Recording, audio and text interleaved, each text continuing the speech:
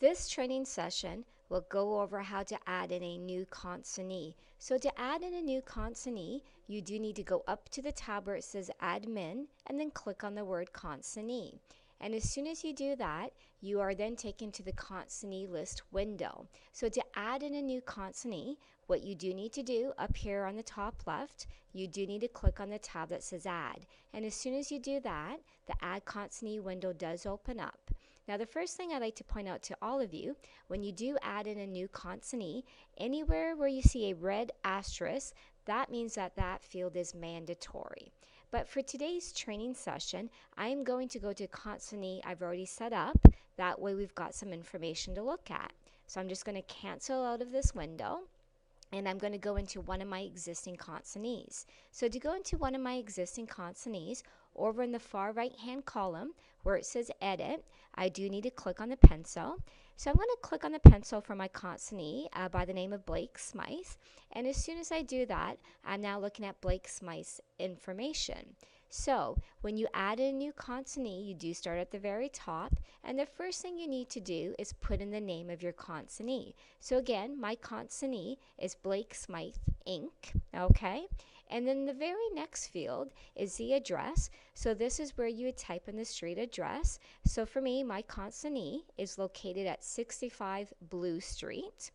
And then the next mandatory field, once you've got the address filled out, is the country. However, for the country, you do not type in the name of the country. Instead, over to the right, you must click on the drop down, and then you actually click on the country that your consignee is located in. So my consignee is in the USA, so I'm going to click on USA.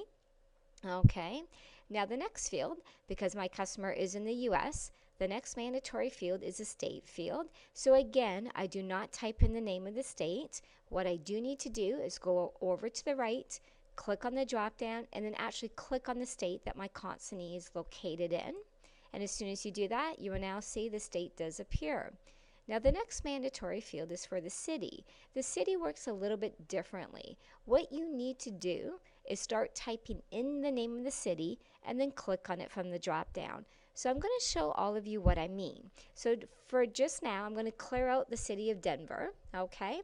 So now I'm looking to add it back in. So I start typing in Denver, and as soon as I do that, when I wait a second, you will now see that a list does come up, and what I need to do is go down to Denver and click on it. And as soon as I click on it, you will now see that the city is now in that field. The next mandatory field that you must fill out is a zip code, which is over to the right. So you just type in the zip code. And then the very last mandatory field that you must fill out for the consignee is the telephone number. And once you have filled out that telephone number, you now have all of the mandatory fields filled out. And then at that point, please do remember to save your consignee that you've just added in. So that is one of the two places you can go to add in a new consignee. And I'm going to show you the other place you can go. So I'm just going to close out the consignee list. The other place that you can add a consignee in from is from the load screen. So I'm going to click on new active load. And let's say you're in the midst of creating a load and that you realize at that point, oh my gosh, I don't have the consignee added in yet. Do not worry, you can do it from the new active load screen. So how you would do it, over to the right of the word consignee, that white plus sign in the green circle, if you click on that, you will then see the add consignee window does open up, and it's exactly the same as the one we just went through under the admin tab.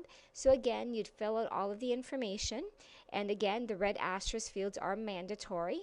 Then once you have all of the information filled out, just make sure you hit save, and you've now added in that consignee through the new active load screen.